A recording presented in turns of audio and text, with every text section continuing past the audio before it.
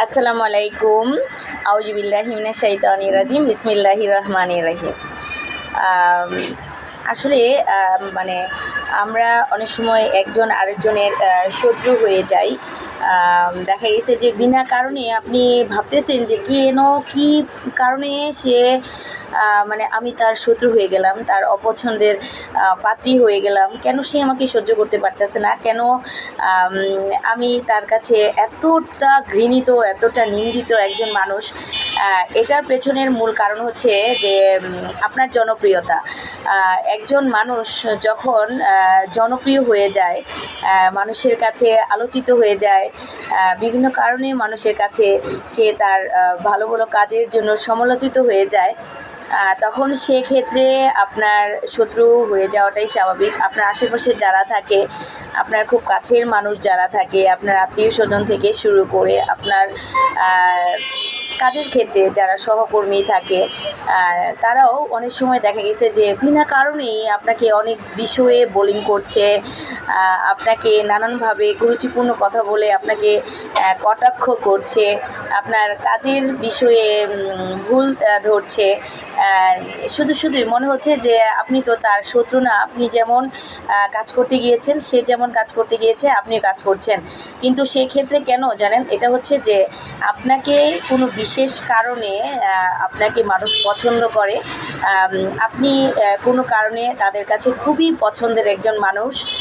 তাদের কাছে আপনি যে কোনো কারণে এত পরিমাণ মানে পছন্দ মানুষ হয়ে গেছেন, আপনার প্রশংসা তারা করে, আপনার যে কোনো বিষয়। এটা শুধু আপনার কর্মস্থলে নয়, এটা আমাদের মানে বিশেষ করে আমাদের বাংলাদেশের প্রেক্ষাপটে এই বিষয়গুলো বেশি হয়।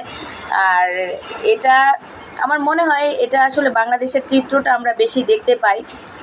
আমার মনে হয় যে এটা আসলে সারা বিশ্বেই এই বিষয়গুলোকে নিয়ে চর্চা হয়, এই বিষয়গুলো নিয়ে, তবে বাংলাদেশে একটু বেশি হয়।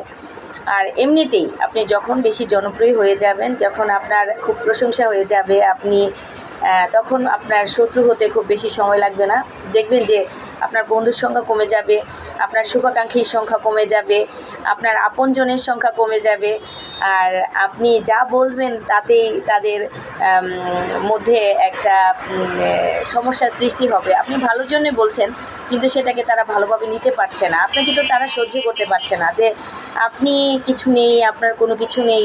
শুধুমাত্র কী কারণে মানুষজন আপনাকে এত বেশি পছন্দ করতেছে, এত বেশি জনপ্রিয় হয়ে গেলেন। আর এই জন্যই মানুষ আপনাকে পছন্দ করতে পারে না, অপছন্দের পাত্রী হয়ে যান। এটা আসলে আমার মনে হয় এটা আসলে খুব একটা কষ্ট পাওয়ার বিষয় না। আপনি আপনার কাজ করে যাবেন। আপনার যেটা মানে যেটা করলে আপনার কাছে ভালো লাগবে, আপনার কাছে আনন্দের মনে হবে, সন্তুষ্টির মনে হবে, আপনি সেটাই করবেন। কে কী বললো, কে কী ভাবলো, সেসব দেখার আমার মনে হয় প্রয়োজন নেই কারোরই। এটা হয়, এটা আমি দেখেছি, মানে এটা আমার জীবনের বাস্তব অভিজ্ঞতা থেকেই দেখেছি যে এই বিষয়গুলো হয় যে যখনই আপনি কোনো ক্ষেত্রে জনপ্রিয় হয়ে যাবেন তখন মানুষ আপনাকে কীভাবে আপনাকে ডুবাবে, কীভাবে আপনার বিষয় নিয়ে কটাক্ষ করবে, আপনার ব্রেনটাকে সবসময় একটা টেনশনে রাখবে যে আপনি মানে সবসময় মানে এরকম একটা পরিস্থিতি তৈরি করতে চাইবে। এটা শুধুমাত্র আর কিছু না, এটা শুধুমাত্র হচ্ছে আপনার জনপ্রিয়তা। মানুষ আপনাকে পছন্দ করে, ভালোবাসে।